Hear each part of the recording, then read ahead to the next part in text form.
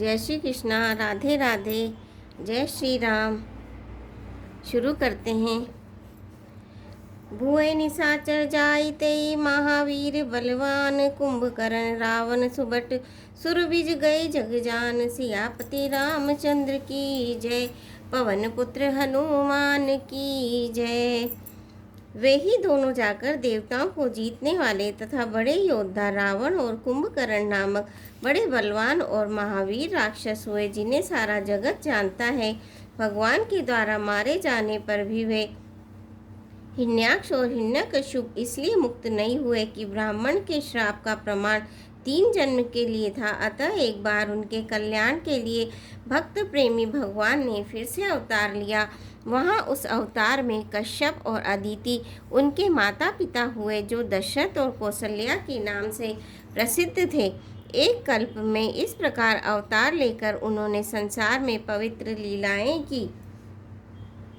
एक कल्प में सब देवताओं को जलंधर दैत्य से युद्ध में हार जाने के कारण दुखी देखकर शिवजी ने उसके साथ बड़ा घोर युद्ध किया, पर वह महाबली दैत्य मारे नहीं मरता था।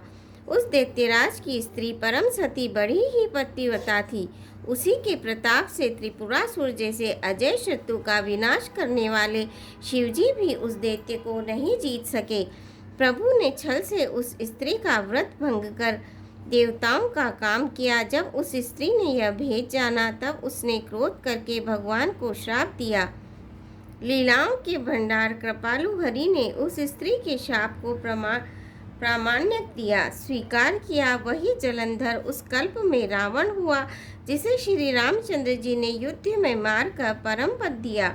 एक जन्म का कारण यह था जिससे श्री रामचंद्र जी ने मनुष्य देह धारण किया। हे भरद्वाज मुनि, सुनो, प्रभु के प्रत्येक अवतार की कथा का कवियों ने नाना प्रकार से वर्णन किया है। एक बार नारद जी ने श्राप दिया, अतः एक कल्प में उसके लिए अवतार हुआ। यह बात सुनकर पार्वती जी बड़ी ही चकित हुई और बोली कि नारद जी तो विष्णु भक्त हैं और ज्ञानी हैं, मुनि ने भगवान को श्राप किस कारण से दिया? लक्ष्मीपति भगवान ने उनका क्या अपराध किया था? हे पुरारी शंकर जी, यह कथा मुझसे कहिए।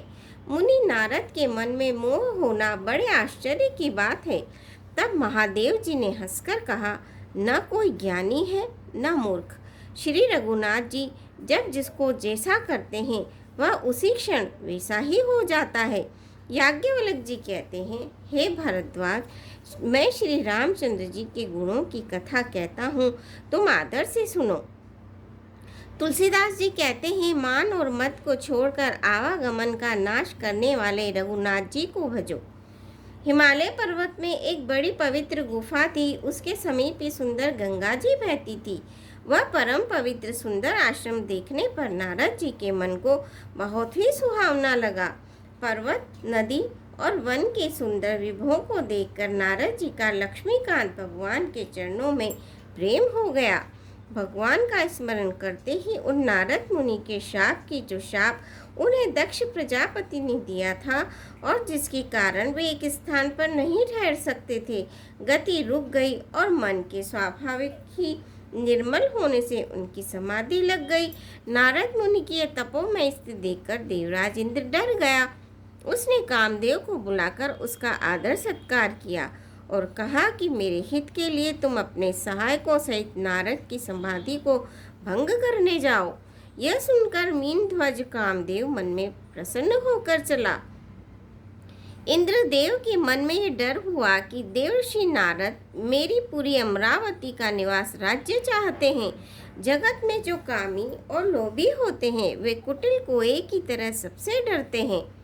जैसे मूर्ख कुत्ता सिंह को देखकर सूखी हड्डी लेकर भागे और वह मूर्ख यह समझे कि कहीं उस हड्डी को सिंह छीन न ले, वैसे ही इंद्र को नारद जी मेरा राज्य छीन लेंगे, ऐसा सोचते लाज नहीं आई।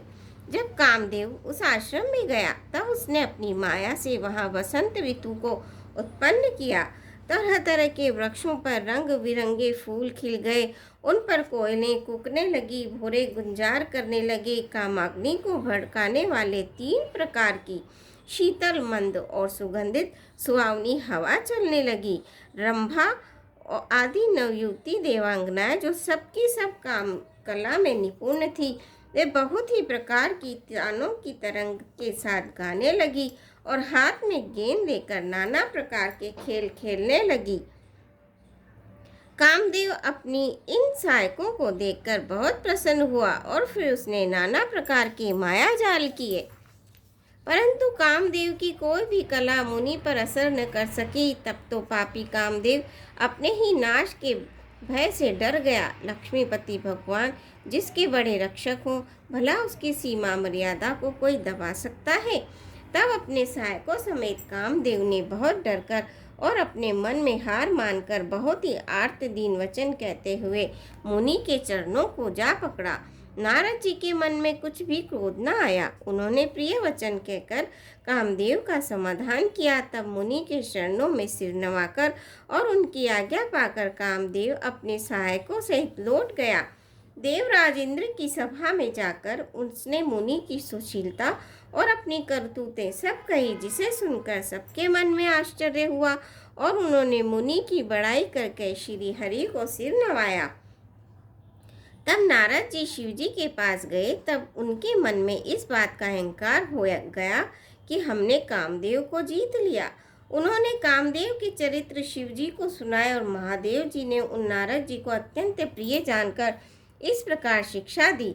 हे मुनि, मैं तुमसे बार बार विनती करता हूँ कि जिस तरह कथा तुमने मुझे सुनाई है उस तरह भगवान श्री हरि को कभी मत सुनाना। चर्चा भी चले तब भी इसको छिपा जाना।